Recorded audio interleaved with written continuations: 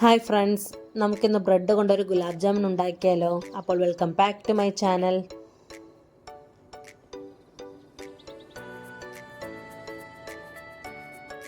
ഇതിനായി ഞാനിവിടെ എടുത്തേക്കുന്നത് 8 ബ്രെഡാണ്. സൈഡ് കളഞ്ഞെടുത്ത ബ്രെഡാണ്. ഇതൊരു മിക്സി ജാറിലേക്ക് ഇട്ട് കൊടുക്കാം. എന്നിട്ട് നന്നായി ഒന്ന് പൊടിച്ചെടുക്കാം. പൊടിച്ചിട്ടുണ്ട്. ഇതിനൊരു ബൗളിലേക്ക് മാറ്റാം.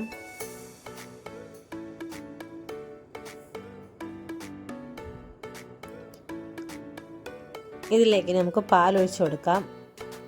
അരക്കപ്പ് പാൽ തികച്ച് ഞാൻ എടുത്തിട്ടില്ല. 1/4 കപ്പ് പാലും 2 ടേബിൾ സ്പൂണാണ് എടുത്തിരിക്കുന്നത്. ഇതിനെ നന്നായി ഒന്ന് കുഴച്ചെടുക്കാം.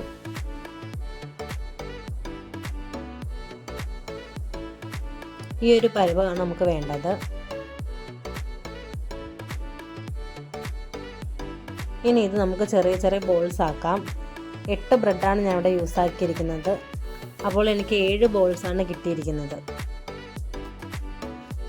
ഇതുപോലെ ബാക്കിയുള്ളതും കൂടെ ബോൾസ് ആക്കി എടുക്കാം. മറ്റൊരു പാനിലേക്ക് 1 കപ്പ് പഞ്ചസാര ഇട്ട് കൊടുക്കാം.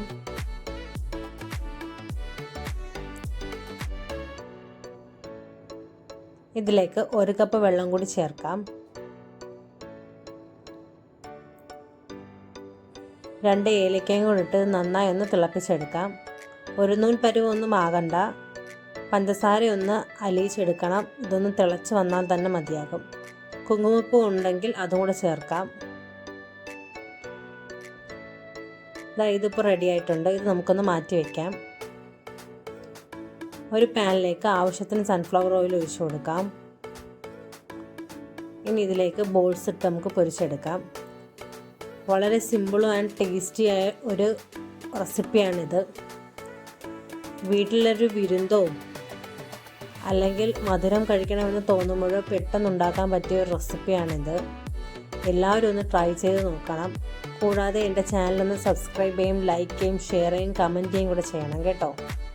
എൻ്റെ ചാനൽ ഇത്രയും നാളും സപ്പോർട്ട് ചെയ്ത എല്ലാവർക്കും ഒരുപാട് നന്ദിയുണ്ട്.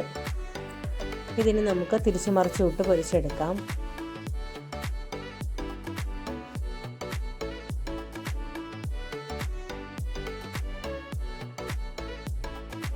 ഇതിപ്പോൾ റെഡി ആയിട്ടുണ്ട്. ഇത് ചൂടോടുകൂടി തന്നെ എടുത്ത് നമുക്ക് പഞ്ചസാര പാനിലേക്ക് ഇടാം.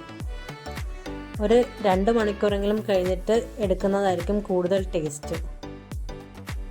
ഈ ബോൾസ് എല്ലാം പഞ്ചസാര പാനിയിലൊന്ന് നന്നായി സോക്കായി വരണം. അപ്പോൾ അടുത്ത വീഡിയോ ആയിട്ട് വരുന്നത് വരെ Tata bye bye. Thanks for watching.